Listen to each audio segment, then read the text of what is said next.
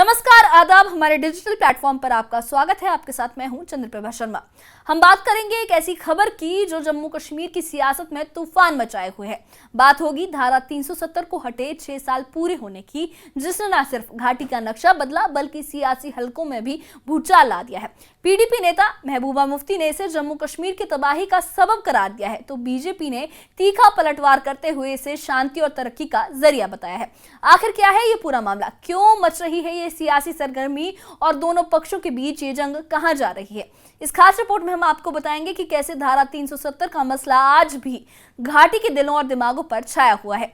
क्या है ये पूरा मामला और किसने क्या कहा, देखिए इस खास रिपोर्ट में। धारा 370 हटाने में 1 सेकंड भी देरी नहीं करनी चाहिए। जम्मू कश्मीर से धारा 370 हटे 6 साल हो गए, मगर सियासत का तूफान थम नहीं रहा। 2019 में केंद्र ने धारा 370 खत्म कर जम्मू कश्मीर का विशेष दर्जा खत्म किया और इसे 2 केंद्र शासित प्रदेशों में बांट दिया।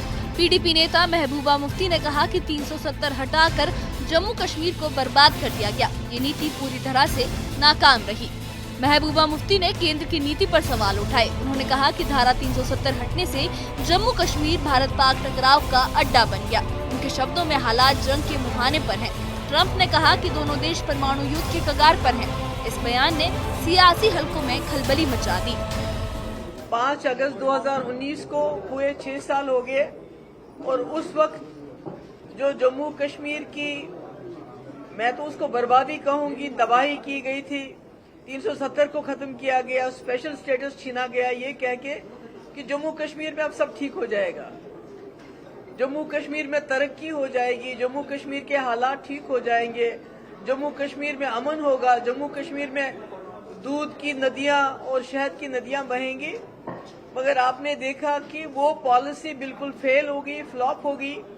यहां तक के हालात ऐसे हो गए हैं कि 2 मुल्क जंग के नहाने पे आ गए हैं और फ्लैश पॉइंट जम्मू कश्मीर। और अब साक को भी चाइना हाईजैक कर रहा है। आप देख रहे हैं साक is being hijacked by China. तो हम कहां हैं?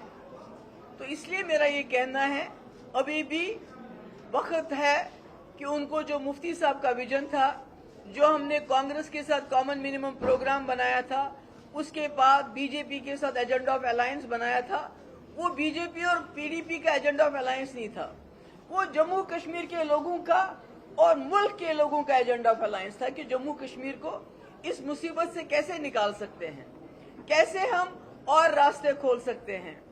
आपने लद्दाख को अलग कर दिया।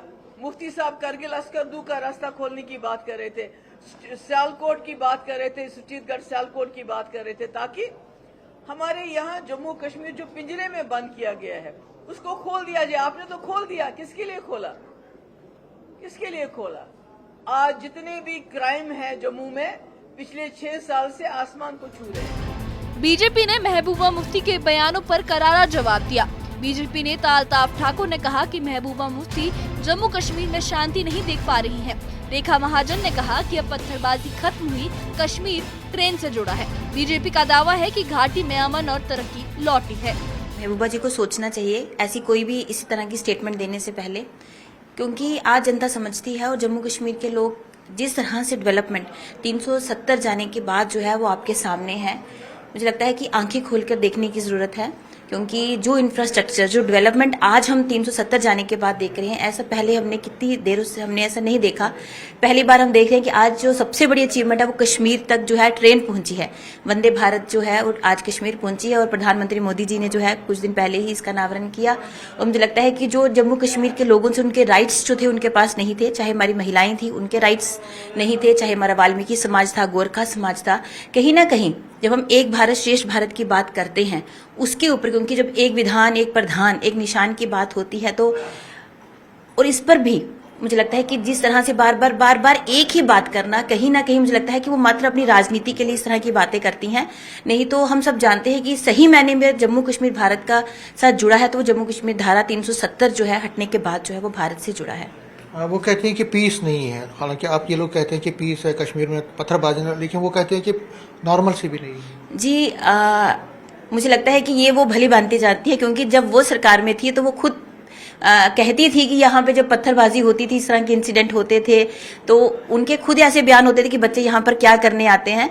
तो मुझे लगता है कि इस तरह के बयान देकर आज इस तरह पहली बार ऐसा माहौल बना है कि पत्थरबाजी बिल्कुल नहीं होती, और एक पीस आज अगर लाल चौक पे तिरंगा फहराया जाता है और एक अलग सा आज टूरिस्ट अगर इतनी मात्रा में आज कश्मीर पहुंचता है, तो ये कहीं ना कहीं 370 के बाद हमारा जो स्ट्रांग नेतृत्व है, हमारे प्रधानमंत्री नरेंद्र भाई मोदी जी, अमित शाह जी, उनका विजन है, जो उनका मिशन है, और लगातार पीस के लिए जो है आज बेहतरीन काम जो है वो जम्मू कश्मीर में हुआ है। महबूबा जी की आंखों पे शायद पर्दा पड़ा है उनकी हार के बाद। जिस तरह से शर्मनाक हार इस इलेक्शन में महबूबा जी की हुई है, तो उसने लगभग मुझे लगता है कि आंखें ही बंद की है।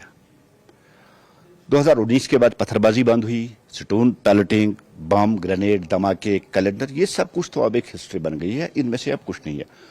उसके बाद महबूबा जी के सामने बड़े बड़े प्रोजेक्ट्स की इनाग्रेशन, यहाँ नरेंद्र मोदी जी ने की, जड़मोहर टनल देखिए, और भी बड़े बड़े प्रोजेक्ट्स। और जहां तक आप देखिए कि कश्मीर जो 24/7 में से लगभग 18 घंटे बंद रहता था, आप जम्मू कश्मीर 24/7 खुला रहता। और जहां तक उपलब्धियों की बात है, 2019 के बाद कश्मीर में अमन है, कश्मीर में शांति है, पीस है, प्रोग्रेस है, प्रॉस्पेरिटी है। अब कश्मीर में कोई रोक टोक नहीं, और कश्मीर का जो दुकानदार है, रेडी वाला है, गाड़ी वाला, हर कोई अपनी काम कर, ये सबसे बड़ी अचीवमेंट है। और जिस तरह से 2019 से पहले एक अमन कश्मीरी घर से निकलता था और डर रहता है कि शाम को घर में पहुंचूं या ना पहुंचूं, एक सेंस ऑफ सिक्योरिटी जो एक आम कश्मीरी को चाहिए थी, वो 2019 के बाद देश के प्रधानमंत्री और देश के गृह मंत्री ने उनको दी है। केंद्रीय शिक्षा मंत्री धर्मेंद्र प्रधान ने कहा कि 370 हटने से जम्मू कश्मीर बेहतर उभरा है। केंद्र का तर्क है कि इस फैसले ने घाटी को देश की मुख्य धारा से जोड़ा और आतंकवाद पर लगाम लगाई। पहली बार जम्मू कश्मीर अनेक चीज पहली बार हो रहा है। अनेक सालों के बाद जम्मू कश्मीर में प्रजातांत्रिक प्रक्रिया बहाल हुई है।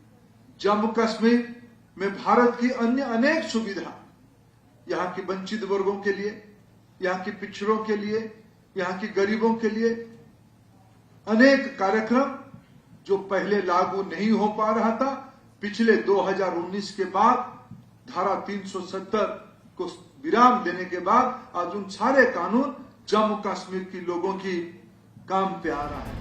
धारा 370 पर सियासी जंग तेज है। महबूबा मुफ्ती ने इसे बर्बादी का सबब कहा, तो बीजेपी शांति और विकास का दावा करती है। सवाल ये है कि क्या ये बहस घाटी के लोगों के लिए कोई राह लाएगी या सियासत का शोर बनकर रह जाएगी। Bureau report, news 18। तो ये थी धारा 370 को लेकर छिड़ी सियासी जंग की पूरी दास्तान। 6 साल पहले लिया गया ये ऐतिहासिक फैसला आज भी चर्चा का केंद्र बना हुआ है। जहां महबूबा मुफ्ती जैसे जम्मू कश्मीर की बर्बादी इसका सबब बता रही हैं महबूबा मुफ्ती, वहीं बीजेपी से घाटी में अमन, तरक्की और मुख्यधारा से जुड़ने का प्रतीक मानती है। सवाल ये है कि क्या ये बहस जम्मू कश्मीर के लोगों के लिए कोई नया रास्ता खोलेगी या सिर्फ सियासत का शोर बनकर रह जाएगी। केंद्र का दावा है कि धारा 370 हटने से आतंकवाद पर लगाम लगी है और घाटी में शांति लौटी है, मगर विपक्ष इसे भारत पाक तनाव का कारण बता रहा है। इस सियासी घमासान में सच क्या है, ये तो वक्त ही बताएगा। आप इस मसले पर क्या सोचते हैं, हमें कमेंट बॉक्स में अपनी राय जरूर बताइए। और इससे जुड़े अपडेट्स के लिए और ऐसी ही खबरों के लिए हमारे चैनल के साथ बने रहिए। हमारे चैनल को सब्सक्राइब करिए। शुक्रिया।